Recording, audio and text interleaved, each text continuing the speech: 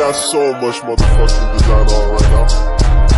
Bring it down, nigga, clown. I got 3 old guys on the block, bitches on my line, and you know.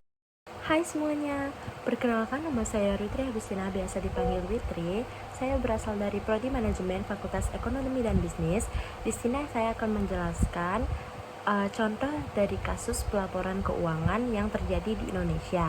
Sebelumnya saya ingin menjelaskan bahwa kecurangan atau manipulasi dalam praktik laporan keuangan merupakan masalah yang krusial dan sensitif di kalangan profesi akuntansi.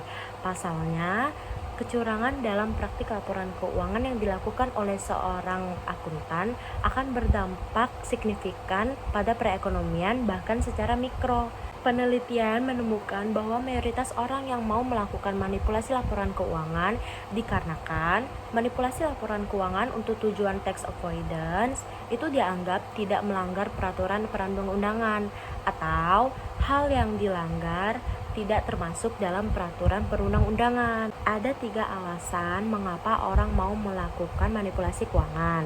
Yang pertama, dalam banyak kasus, kompensasi bagi eksekutif perusahaan terkait langsung dengan kinerja keuangan perusahaan.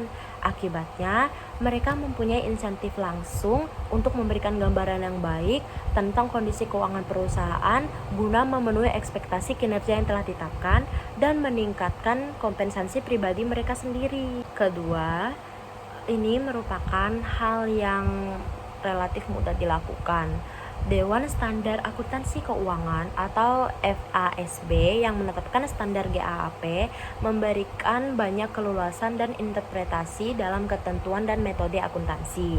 Baik atau buruk, standar GAAP ini memberikan banyak fleksibilitas sehingga memungkinkan manajemen perusahaan untuk memberikan gambaran tertentu tentang kondisi keuangan perusahaan. Yang ketiga, kecil kemungkinannya manipulasi laporan keuangan akan diketahui oleh investor karena adanya hubungan antara auditor independen dan klien korporat. Di Amerika ada kantor akuntan Big Four dan kantor akuntan regional yang lebih kecil yang mendominasi lingkungan audit perusahaan. Meskipun entitas-entitas ini disebut-sebut sebagai auditor independen, perusahaan seringkali mengalami konflik langsung karena mereka mendapatkan kompensasi oleh perusahaan yang mereka audit. Akibatnya, auditor mungkin akan tergoda untuk membengkokkan peraturan akuntansi untuk menggambarkan kondisi keuangan perusahaan dengan cara yang akan membuat klien mereka merasa senang dan mempertahankan bisnisnya. Dan langsung saja, kali ini saya akan memberikan satu contoh kasus yang terjadi di Indonesia tentang manipulasi keuangan. Saya ambil contoh yaitu PT Hanson International Tbk. PT Hanson International Tbk berdiri pada tahun 1971 dengan usaha tekstil. Awal mula bernama PT Mayer Tex Indonesia atau PT Mayer Tekstil Industri Indonesia. Dikutip dari Keterbukaan Informasi Bursa Efek Indonesia, Hanson ini merupakan perusahaan properti. Awal mulanya perusahaan tekstil.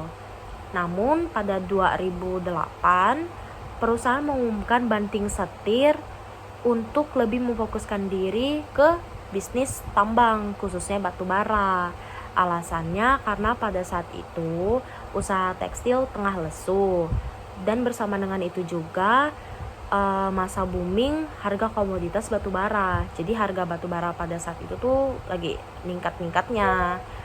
Nah, dirut utama PT Hanson International ini siapa sih? Dia itu ada Beni Tio Saputro. Dia memegang 3,65% saham per 30 September 2019. Saham pada PT Hanson International Tbk ini merupakan saham yang dibeli oleh PT Asuransi Jiwasraya dan PT Asabri. Catatan kinerja Hanson International juga tidak mulus-mulus saja. Perseroan pernah tersandung sengketa dengan perusahaan investasi asal AS yang bernama Goldman Sachs International atas transaksi penjualan repo saham.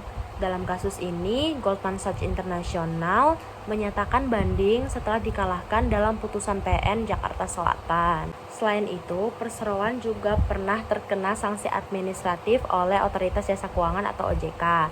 Dalam pengumumannya, OJK menyatakan bahwa Hanson International ini terbukti melakukan pelanggaran terhadap beberapa ketentuan di pasal 69 Undang-Undang Nomor 8 Tahun 1995 tentang pasar modal atau UPM. Pelanggaran terhadap pasal ini dikenai sanksi administratif senilai 500 juta rupiah dan diminta untuk melakukan perbaikan dan penyajian kembali terhadap laporan keuangan tahunan atau LKT per 31 Desember 2016.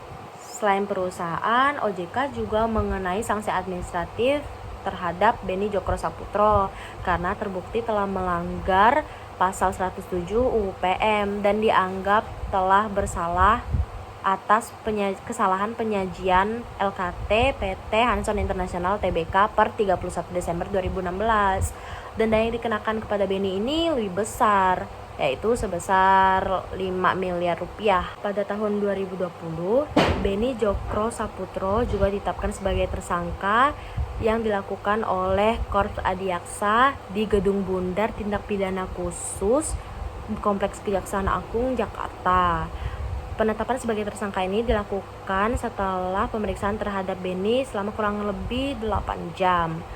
Ia ditetapkan sebagai tersangka atas kasus dugaan tindak pidana korupsi yang dilakukan oleh PT Asuransi Jiwasraya.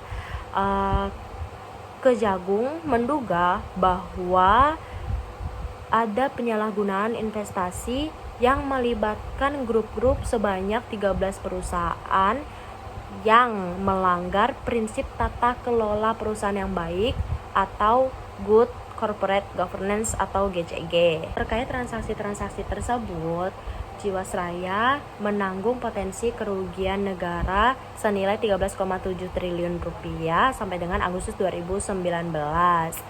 PT Jiwasraya ini dianggap merugikan keuangan negara lantaran berinvestasi pada aset-aset yang memiliki resiko tinggi atau high risk demi mengejar keuntungan yang tinggi atau high return.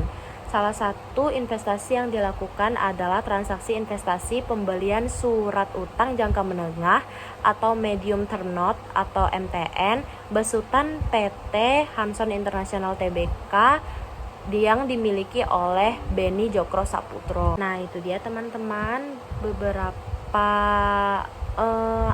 pelanggaran yang dilakukan oleh PT Hanson International yang dapat saya sampaikan, karena hanya itu saja yang saya ketahui sejauh ini. Saya mohon maaf apabila terdapat kesalahan kata dalam penyampaian materi tadi, mohon dikoreksi. Terima kasih atas perhatiannya, sampai jumpa. That nigga cry, I got 3 old thoughts, I'm wild, bitches on my line.